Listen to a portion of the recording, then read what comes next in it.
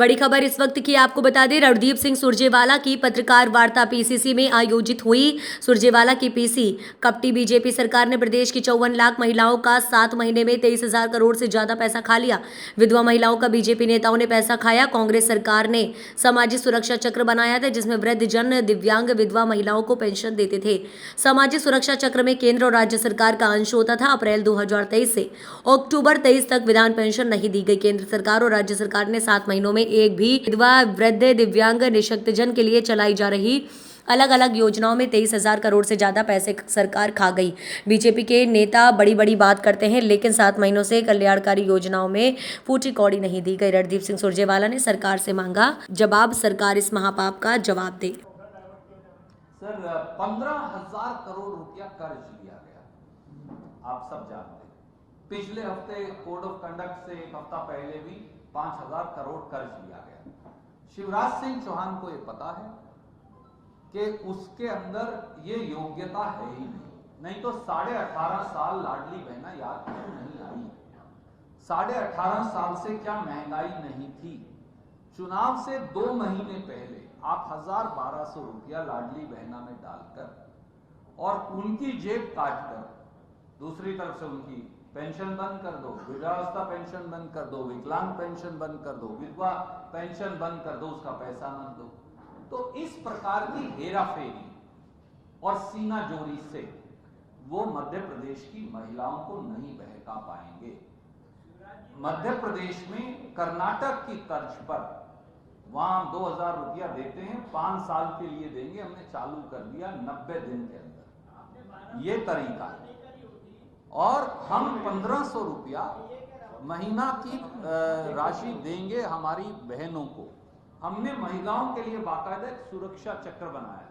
अगर मैं एक क्षण लेके आपको बताऊं, जब बेटी पैदा होगी तो हम 2,51,000 रुपए की राशि उनके परिवार को देंगे बेटी के लिए। जब बेटी स्कूल जाएगी तो पहली से 8वीं कक्षा तक 500 रुपया, 9वीं 10वीं कक्षा तक सरकारी स्कूल में 1,000 और 11वीं 12वीं पे 1,500 देंगे रुपया प्रति माह।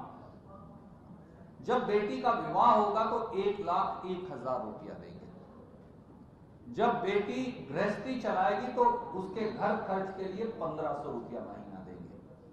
भारी बीमारी जो अपने गांव में कहते हैं वो हो जाए तो 25 लाख का पूरे परिवार का बीमा और एक्सीडेंट का 10 लाख का बीमा देंगे।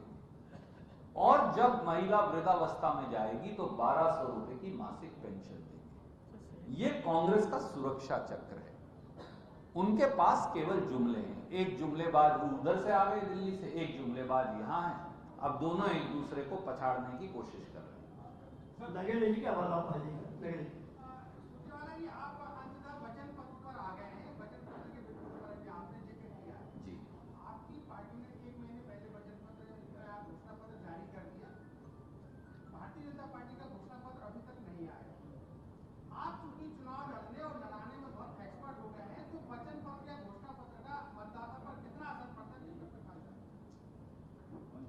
किसी भी राजनीतिक दल और उसके नेता की नीयत, नीति और उनका रिकॉर्ड ये बताता है कि उनके वचन पत्र या घोषणा पत्र के कुछ मायने हैं या नहीं।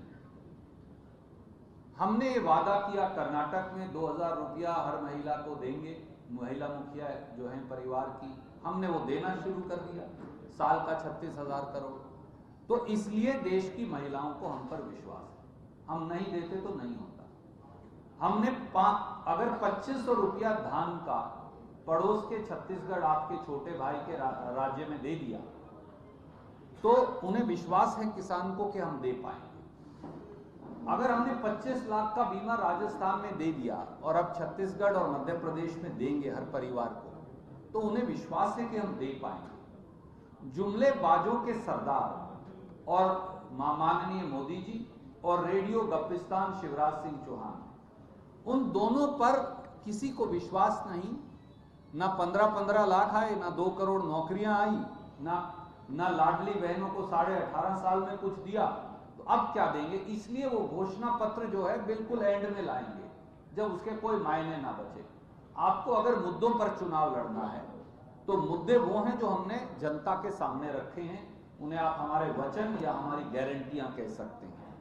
वो केवल और केवल बंटवारे पर चुनाव लड़ रहे हैं। सुरजेवाला जी, भाजपा हो या कांग्रेस हो, महिलाओं को ये दे रहे हैं, युवाओं को ये दे रहे हैं, फ्री की रेवड़ियां दे रहे हैं। इन लोगों को आश्रित बनाने से ज्यादा अच्छा ये नहीं है कि इनको स्वावलंबी बनाया जाए। आप नौजवान हैं, मैं आपको ये कहूंगा मोदी जी से इन्फ्लुएंस ना हो। कल्याणकारी योजनाएं इस देश में फ्री की रेवड़ी नहीं होती। मैं आपसे संपूर्णता असहमत हूं। अगर आप इस देश का संविधान देखें जो आपके और मेरे पुरखों ने बनाया, तो उसमें हमें वेलफेयर स्टेट बताया गया है। हम एक कल्याणकारी राज्य हैं। सर एक सेकंड में उस नौजवान का जवाब दूं। हम एक कल्याणकारी राज्य हैं। सरकार अडानी को तो रिलीफ दे सकती है। सरकार कॉर्पोरेट घराने का टैक्स तो 15% कर सकती है, आपका 30% है। तो मैं पूछ नहीं सकता आपका 30 क्यों और अडानी का 15% क्यों या कॉर्पोरेट्स का। सरकार कॉर्पोरेट्स का तो 11 लाख करोड़ ऋण माफ कर सकती है, पर मैं अगर 1500 रुपया महिला को दूं तो वो रेवड़ी हो गई।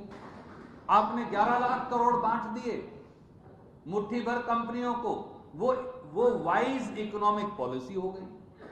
ये कौन सा मापदंड है कि अगर आप कंपनियों को पैसा बांटे, वो बैंकों का पैसा डबोएं। क्या आप जानते हैं कि इस देश में 7.5 लाख करोड़ के बैंक फ्रॉड हो चुके 9 साल में मोदी जी के शासनकाल में, परंतु इस देश के किसान का कुल कर्जा 2 लाख करोड़ भी नहीं है। तो 11 लाख करोड़ एनपी हो गए, 7.5 लाख करोड़ बैंक फ्रॉड हो गए। वो तो वाइज इकोनॉमिक पॉलिसी है। अगर आप महिलाओं को 1500 रुपए दे दो, 500 का गैस सिलेंडर दे दो, तो वो मुफ्त की रेवड़ी है। तो इसलिए मोदी जी के डिस्कोर्स से इन्फ्लुएंस मत होइए। ये कल्याणकारी राज्य की जिम्मेवारियां हैं जिसका निर्वहन हम कर रहे हैं। सचिन जी, कर्नाटक में आपने कहा कि हम स्कीम दे रहे हैं, बधाई आपको भी दे रहे हैं, लेकिन इसके भी एक ध्यान देने वाली बात है कि उप मुख्यमंत्री डी शिवकुमार ने कहा कि ये जो स्कीम अगर हम पूरी करते हैं तो हमारे पास अन्य पदों के लिए बजट नहीं होगा, हम विधायकों तक को पैसा नहीं दे पाएंगे। मध्य प्रदेश में अगर पूरी स्कीम शुरू होती है तो 5 से 7 हजार करोड़ महीना चाहिए, पहले से ही कहते हैं, कैसे करेंगे? सवाल के लिए साथ हुआ। मैं हर रोज सोचता हूं कोई साथी तो पूछेगा ये सवाल। देखिए मित्र,